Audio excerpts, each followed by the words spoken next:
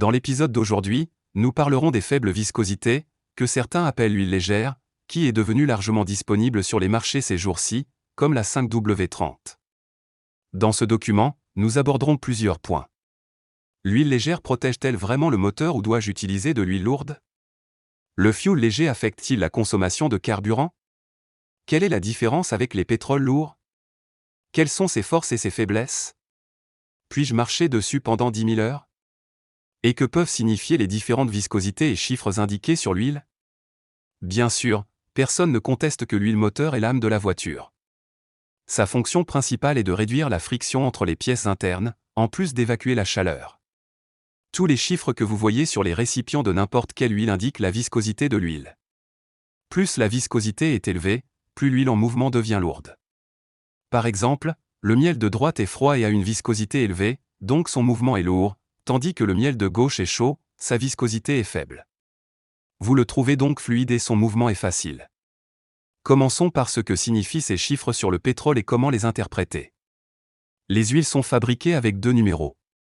Le premier en partant de la gauche, FIW, indique la viscosité de l'huile à la température de fonctionnement la plus basse et le moteur est froid en hiver. Dans ce cas, quelle est sa viscosité ou son mouvement? J'ai 5 degrés et le deuxième en partant de la droite. Il indique la viscosité de l'huile à une température de 100 degrés Celsius, température à laquelle fonctionnent presque la plupart des moteurs.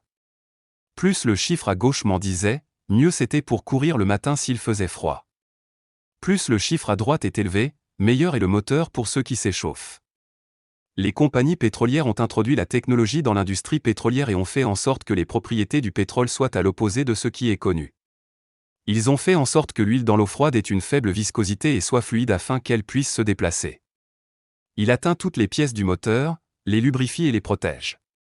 Lorsqu'il fait chaud, il conserve une viscosité élevée afin de protéger le moteur et de ne pas s'enfuir.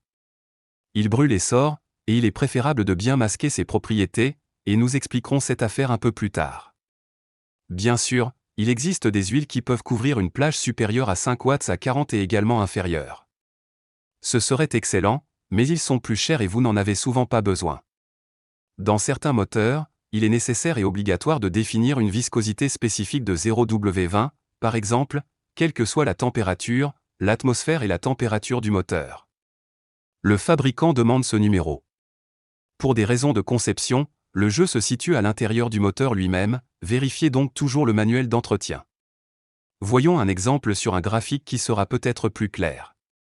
Cette colonne représente la viscosité. Plus la viscosité est élevée, plus l'huile devient lourde et cette ligne représente la température. Le bleu correspond à l'huile 10W20 et le vert à l'huile 5W30, si vous le remarquez. Le 5W30 a une viscosité plus faible à froid et est meilleur que le 10W20, et donc il atteint plus rapidement les pièces du moteur. Mais pour ceux qui chauffent le moteur, la viscosité de l'huile sera supérieure à celle du 10W20. En général, la viscosité des deux diminue à mesure que la température augmente, mais le 5W30 à froid est meilleur et lorsqu'il atteint une température, la température du moteur à la température normale sera également être meilleure et plus lourd. Pour parvenir à cette équation, les scientifiques en laboratoire partent du pétrole brut, un pétrole de faible viscosité lorsqu'il est froid.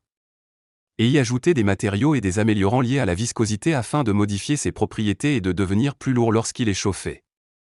Car imaginez si l'huile était lourde à froid, comment le démarreur ferait-il tourner le moteur ou le vilebrequin? Assez vite pour que le moteur démarre, et après le démarrage du moteur, nous avons besoin que cette huile se déplace en douceur du carburateur vers tous les canaux d'huile et protège les pièces, et lorsque l'huile chauffe et atteint la température normale du moteur, ce qui est environ 100 degrés Celsius, un peu plus haut ou plus bas selon la météo et la région dans laquelle vous vous trouvez. L'huile ne doit pas avoir une viscosité très faible et ne pas être trop forte pour qu'elle puisse s'échapper de la laine et du joint du moteur, ou qu'elle fuit entre la soupape et le cylindre et diminue, ce qui est une raison majeure de l'endommagement du pot catalytique et du capteur d'oxygène dans l'échappement.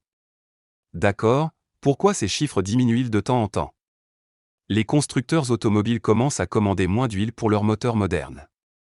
La principale raison en est la réduction de la consommation de carburant et des émissions de carbone, et les pays commencent à en informer les fabricants. Plus la viscosité est faible, moins il y a d'efforts pour déplacer l'huile et la déplacer à l'intérieur du moteur, et cela a certainement un effet. En ce qui concerne la consommation de carburant, bien sûr, cela n'est peut-être pas clairement remarqué à lui seul, Mais si l'on y ajoute 20 ou 30 autres facteurs, comme les soupapes à basse pression, le titane plus léger, cela rend le moteur plus petit et plus léger, en plus de réduire le poids de la voiture dans son ensemble ou de l'améliorer. En le rationalisant ou en modifiant les rapports de démultiplication avec les vitesses, ou même la configuration des pneus, tout cela se réunit et produit de meilleurs résultats en termes de consommation de carburant et de réduction des émissions.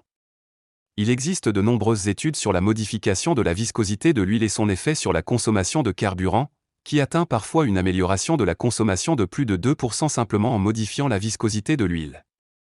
Bien sûr, il s'agit d'un petit nombre, mais si l'on ajoute les facteurs que nous avons évoqués il y a quelques instants, vous constaterez une amélioration significative. La question importante est de savoir si une huile à faible viscosité peut protéger le moteur de ma voiture. Bref, la réponse est oui, seulement si vous disposez du manuel de la voiture et que les préconisations du constructeur le permettent. Les huiles moteurs de moindre viscosité se déplacent facilement dans le brûleur lorsqu'il fait froid. Ils offrent une excellente protection à haute température. Ils améliorent la consommation de carburant. Ils réduisent le bruit et la dureté du moteur. Ils facilitent le fonctionnement du moteur dans les climats froids. Ils peuvent être utilisés dans les moteurs neufs ou ceux à kilométrage élevé. Enfin, si vous mettez l'indice de viscosité à gauche supérieur à celui recommandé, ou si vous mettez l'indice de viscosité à droite inférieur à celui recommandé, très probablement, le moteur ne durera pas longtemps et des choses désagréables peuvent se produire, mais si le contraire se produit et que ce chiffre est inférieur et supérieur à celui recommandé, la possibilité que quelque chose se passe mal est bien moindre. Il est tout à fait possible d'utiliser de l'huile 5W30 dans un moteur qui a besoin de 10W30 ou 10W40 et même de parcourir 10 000 km avec. Cependant, vérifiez le manuel et les spécifications de la voiture et mettez l'huile appropriée selon le fabricant.